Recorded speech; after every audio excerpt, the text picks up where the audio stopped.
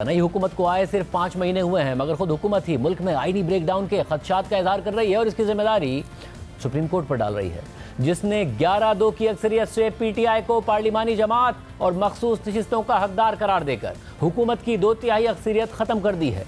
मखसूस नशिस्तों के फैसले के बाद से हुकूमती रहनुमा सुप्रीम कोर्ट पर न सिर्फ बराह रास्त तनकीद कर रहे हैं, बल्कि अब धमकियों पर उतर आए हैं और सुप्रीम कोर्ट के जजेस पर इल्ज़ाम आयद कर रहे हैं कि वो इमरान खान को वापस लाना चाहते हैं। अक्टूबर-नवंबर में 8 फरवरी के इंतखाबी नताइज के खिलाफ सुप्रीम कोर्ट से फैसला आ सकता है और आज इंतहाई संगीन इल्ज़ामात मरियम नवाज ने लगाए हैं। और इस सूरत हाल में पीटीआई मुसलसल ये दावा कर रही थी कि हुकूमत और इलेक्शन कमीशन सुप्रीम कोर्ट के मखसूस नशिस्तों के फैसले पर अमल करने का इरादा नहीं रखते हैं, लेकिन आज इलेक्शन कमीशन से इस मामले पर बड़ी खबर सामने आ गई है। मगर इसके बावजूद सवाल उठ रहा है कि इलेक्शन कमीशन सुप्रीम कोर्ट के फैसले पर फौरी और मिनोअन अमल करेगा या नहीं करेगा।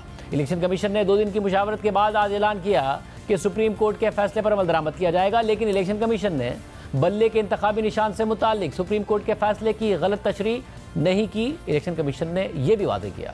तर्जुमान इलेक्शन कमीशन के बयान के मुताबिक सुप्रीम कोर्ट के फैसले पर अमल दरामद के सिलसिले में इजलास हुआ, जहां सुप्रीम कोर्ट के फैसले पर अमल दरामद करने का फैसला हुआ। इलेक्शन कमीशन ने लीगल टीम को हिदायत की कि फैसले के किसी पॉइंट पर अमल दरामद में रुकावट है तो निशानदही करें, ताकि मजीद रहनुमाई के लिए सुप्रीम कोर्ट से रुजू किया जाए।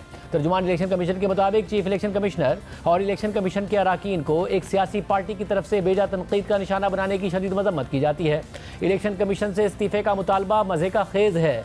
इलेक्शन कमीशन किसी दबाव को खातिर में ना लाते हुए आइन और कानून के मुताबिक काम करता रहेगा। इलेक्शन कमीशन ने किसी फैसले की गलत तशरीह नहीं की। इलेक्शन कमीशन ने पीटीआई के इंट्रा पार्टी इलेक्शन को दुरुस्त करार नहीं दिया था। इसके खिलाफ पीटीआई मुख्तलिफ फोरम्स पर गई और इलेक्शन कमीशन के फैसले को बरकरार रखा गया। तर्जुमान इलेक्शन कमीशन के मुताबिक पीटीआई के इंट्रा पार्टी इलेक्शन दुरुस्त नहीं थे, जिसके नतीजे में बल्ले का निशान वापस लिया गया। लिहाजा इलेक्शन कमीशन पर इल्जाम तराशी इंतहाई नामुनासिब है। जिन 39 एमएनएस को पीटीआई के एमएनए करार दिया गया, उन्होंने कागजात नामजदगी में पीटीआई से वाबस्तगी जाहिर की थी। पार्टी उम्मीदवार होने के लिए पार्टी टिकट और डिक्लेरेशन रिटर्निंग अफसर के पास जमा कराना जरूरी है, जो इन उम्मीदवारों ने जमा नहीं कराया था। रिटर्निंग अफसरान के लिए यह मुमकिन नहीं था कि वो इन उम्मीदवारों को पीटीआई का उम्मीदवार डिक्लेयर करते, जिन 41 उम्मीदवारों को आज़ाद डिक्लेयर किया गया। उन्होंने कागजात में पीटीआई का जिक्र नहीं किया और ना पार्टी वाबस्तगी जाहिर की और ना ही किसी पार्टी का टिकट जमा कराया। इसलिए रिटर्निंग अफसरान ने उन उम्मीदवारों को आज़ाद हैसियत में इलेक्शन में हिस्सा लेने की इजाज़त दी। इलेक्शन जीतने के बाद कानून के तहत 3 दिन के अंदर उन एमएनएज ने रज़ाकाराना तौर पर सुन्नी इत्तेहाद काउंसिल में शमूलियत अख्तियार की। तर्जुमान इलेक्शन कमीशन के मुताबिक सुप्रीम कोर्ट में सुन्नी इत्तेहाद काउंसिल इलेक्शन कमीशन और पेशावर हाई कोर्ट के फैसले के खिलाफ अपील में आई। सुन्नी इत्तेहाद काउंसिल की यह अपील मुस्तरद कर दी गई। इस केस में पीटीआई ना इलेक्शन कमीशन के सामने फरीक थी, ना पेशावर हाई कोर्ट के सामने फरीक थी और ना ही सुप्रीम कोर्ट के सामने फरीक थी। सिर्फ यही नहीं, मखसूस नशिस्तों के फैसले के खिलाफ नून लीग की नजरसानी की दरख्वास्त पर समाअत भी फौरन नहीं बल्कि 2 महीने बाद ही मुकर्रर हो सकती है। ज़राए के मुताबिक नून लीग की नजरसानी की दरख्वास्त पर नंबर लगाकर जजेस कमेटी के सामने पेश की गई। जजेस कमेटी के 2 अराकीन ने नजरसानी दरख्वास्त 2 महीने बाद मुकर्रर करने पर इत्तफाक किया और राय दी कि जजेस 2 माह की छुट्टियों पर जा रहे हैं, इसलिए दस्तयाब नहीं होंगे और अभी अक्सरियती फैसले की वजूहात भी तहरीर नहीं की गई हैं। यानी नून लीग को मखसूस नशिस्तों के केस में फौरी तौर पर कोई अबूरी रिलीफ मिलने का इम्कान नहीं है। और इस सूरत हाल में आज वज़ीर आला पंजाब मरियम नवाज ने सुप्रीम कोर्ट के फैसले पर कड़ी तनकीद करते हुए जजेस पर इल्ज़ामात लगाए और कहा कि जिस शख्स को आप वापस लाना चाहते हैं वो शख्स इस कौम का मुजरिम है। आपके लिए हम इतना आसान नहीं होने देंगे। किसी ने पॉलिटिकल इंस्टेबिलिटी लाने की कोशिश की तो उसके साथ आहनी हाथों से निपटा जाएगा। जब मुल्क स्टेबलाइज होने लगता है, इस मुल्क में आवाम की ज़िंदगी में बेहतरी आती है, तरक्याती काम होने लगते हैं, महंगाई कम होने लगती है, तो किसी ना किसी को उसकी तकलीफ शुरू हो जाती है। चंद अफराद का एक टोला बैठकर कोई ऐसे फैसले कर देता है जिससे तरक्की का जो अमल है या वो रुक जाता है या वो रिवर्स हो जाता है। जो अभी सुप्रीम कोर्ट का डिसीजन आया, ये डिस्टेबलाइजेशन की कोशिश नहीं है तो और क्या है, मुझे इसका दूसरा नाम तो समझ नहीं आता। एक ऐसा शख्स जिसको आज आप ये भी नहीं कह सकते कि वो tried and tested and failed नहीं है, जिसको 4 साल हुकूमत मिली, उसने वो तबाही की इस मुल्क की कि जिसकी कोई मिसाल नहीं मिलती। एक जमात को फेवर करने के लिए, हारे हुए शख्स को फेवर करने के लिए जो आज कौम का मुजरिम है, आप देखिए उसको लाने के लिए आइन को रीराइट कर रहे हैं। अकल नहीं मानती इन फैसलों को, अकल नहीं मानती इन चीजों को कि ये तो उनसे तहरीक इंसाफ ने मांगा भी नहीं वो जो उनको मिल गया है। ट्रे में रख के पेश किया उनको। इंसान की अकल दंग रह जाती है कि ये कौन है जिनको आज मुल्क की तरक्की, मुल्क आगे बढ़ता हुआ अच्छा नहीं लग रहा। मैं सुप्रीम कोर्ट के जजेस से ये अर्ज करना चाहती हूँ कि चलने दो इस मुल्क को। जिस शख्स को आप वापस लाना चाहते हो वो शख्स इस कौम का मुजरिम है। आपके लिए हम इतना आसान नहीं होने देंगे। ये हुकूमत 5 साल पूरे करेगी। किसी ने इसको डिस्टेबलाइज करने की कोशिश की, किसी ने रखना डालने की कोशिश की, किसी ने पॉलिटिकल इंस्टेबिलिटी लाने की कोशिश की, तो उसके साथ आईनी हाथों से निपटा जाएगा। आप कहते हैं कि हम अपने ज़मीर के मुताबिक फैसले करते हैं। आपको ज़मीर के मुताबिक फैसले नहीं करने होते, आपको आइन और कानून के मुताबिक फैसले करने होते हैं। अगर आपका ज़मीर बिका हुआ है तो हम क्या कर सकते हैं? और जहाँ आप अपने ज़मीर के मुताबिक फैसले करते हैं जो कहीं लिंक्ड होता है तो आइन और कानून का कत्ल होता है और ये मुल्क की हालत होती है जो है। आप जिम्मेदार हैं मुल्क की इस हालत के। जजिस पर इल्ज़ाम भी, जजिस से दरख्वास्त भी, जजिस को तनबीह भी, जजिस को धमकी भी।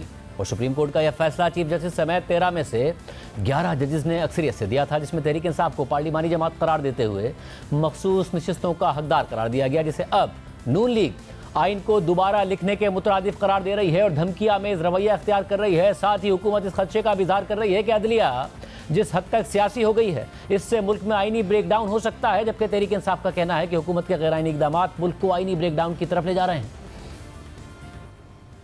पीटीआई पर पाबंदी लगाने वाला मामला है, इसको तो नॉन स्टार्टर ही ख्याल किया जाए, इस पर अमल होना नहीं है। बस एक प्रेस कॉन्फ्रेंस हो गई, बाद में पीछे हट गए आप लोग। मेरी गट फीलिंग है, कोई इन्फॉर्मेशन नहीं है, कोई इसके पीछे कोई मेरा आर्गुमेंट नहीं है। ये मेल्ट डाउन होने वाला है, कोई ना कोई आईनी जो है मेल्ट डाउन होने वाला है। Sooner or later it is going to happen. एक कॉन्स्टिट्यूशनल ब्रेकडाउन जो है ऑलरेडी आपको नजर आ रहा है। ये आइसोलेशन में इस मुल्क में बैठ के जो है अपनी मर्जी के फैसले जो है, बजाय वो आईनी फैसले हों या अदलिया के फैसले हों, वो सियासी फैसले होने शुरू हो जाएं, तो कहां तक ये सिलसिला चलेगा? अब आप तो और इलैबोरेट करेंगे जब आप कहते हैं कॉन्स्टिट्यूशनल ब्रेकडाउन को, मेल्टडाउन को, क्या होगा, क्या आप कह रहे हैं एग्जैक्टली? अभी या मैं नहीं इलैबोरेट करूंगा, जरा 2, 4, 5, 10 दिन गुजर लेने दें, हो सकता है खुद ही इलैबोरेट हो जाए। वज़ीर दिफा ख्वाजा आसिफ साहब मौजूद थे, वो इस खदशे का इजहार कर रहे हैं कि मुल्क एक कॉन्स्टिट्यूशनल ब्रेकडाउन की तरफ जा सकता है, जिस तरफ सूरत हाल जा रही है। आपको भी क्या इस बात का खदशा नजर आ रहा है इस वक्त? बिल्कुल नजर आ रहा है, क्योंकि ये इन्हीं की हरकतों की वजह से ये काम होने जा रहा है। ये हर गैर आईनी हरकत कर रहे हैं और सुप्रीम कोर्ट के फैसलों पर अमल दरामद नहीं कर रहे। ये खुद कॉन्स्टिट्यूशनल ब्रेकडाउन की तरफ मुल्क को लेके जा रहे हैं जो मौजूदा हुकूमत है। एक तरफ हुकूमत अदलिया को टारगेट कर रही है, तो दूसरी तरफ तहरीक इंसाफ का रास्ता रोकने के लिए जल्दबाजी में एक ऐसे फैसले का ऐलान किया गया जिसकी हुकूमत के इत्तेहादी भी मुखालफत कर रहे हैं। और खुद वज़ीर दिफा ख्वाजा आसिफ ने कल हमारे प्रोग्राम में तस्लीम किया कि तहरीक इंसाफ पर पाबंदी का ऐलान जल्दबाजी में किया गया नून लीग की जानिब से। तहरीक इंसाफ पर पाबंदी लगाने के ऐलान पर पीपल्स पार्टी के रहनुमाओं की मुखालफत के बाद आज ऐवान सदर में नून लीग और पीपल्स पार्टी का मुशावरती इजलास हुआ और जियो न्यूज़ के ज़राए के मुताबिक इजलास में पीपल्स पार्टी और नून लीग के अहम रहनुमाओं ने शिरकत की। मुशावरती इजलास में पीटीआई पर पाबंदी, मखसूस नशिस्तों और दीगर अहम मामलों पर गुफ्तगू की गई। ज़राए पीपल्स पार्टी के मुताबिक पीपल्स पार्टी हर आईनी और कानूनी फैसले के साथ खड़ी होगी। इजलास में इस बात पर गुफ्तगू हुई कि तहरीक इंसाफ का रवैया जमहूरी नहीं है। पीटीआई खुद को सियासी जमात कहती है तो रवैया भी सियासी जमात जैसा अपनाना होगा। पीपल्स पार्टी ने मखसूस नशिस्तों पर सुप्रीम कोर्ट में नजरसानी की अपील की हिमायत कर दी। इसके अलावा पीटीआई पर पाबंदी का मामला पहले पार्टी सतह पर जेर गौर लाने पर इत्तफाक किया गया। ज़राए के मुताबिक पीपल्स पार्टी का मौक़िफ़ था कि पार्टी के अंदर मुशावरत के बाद पीटीआई पर पाबंदी का फैसला पार्लिमान और काबीना में जेर गौर लाया जाए। नून लीग की हुकूमत इत्तेहादियों को तहरीक इंसाफ पर पाबंदी के लिए मनाने की कोशिश कर रही है, जबकि तहरीक इंसाफ सख्त मौक़िफ़ इख्तियार करते हुए हुकूमत को खबरदार कर रही है। और आज खैबर पख्तूनख्वा असेंबली में पीटीआई पर पाबंदी के फैसले के खिलाफ करारदाद मंजूर हो गई है और करारदाद के मतन के मुताबिक पीटीआई एक सियासी जमात है। कश्मीर समेत मुल्क भर में इसकी नुमाइंदगी है।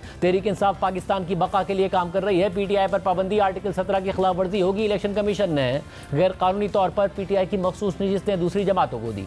सुप्रीम कोर्ट ने मखसूस नशिस्तें वापस पीटीआई को दी। करारदाद के मुताबिक 8 फरवरी को पीटीआई को इंतखाबात से भी बाहर किया गया। चीफ इलेक्शन कमिश्नर मुस्ताफी हो जाए।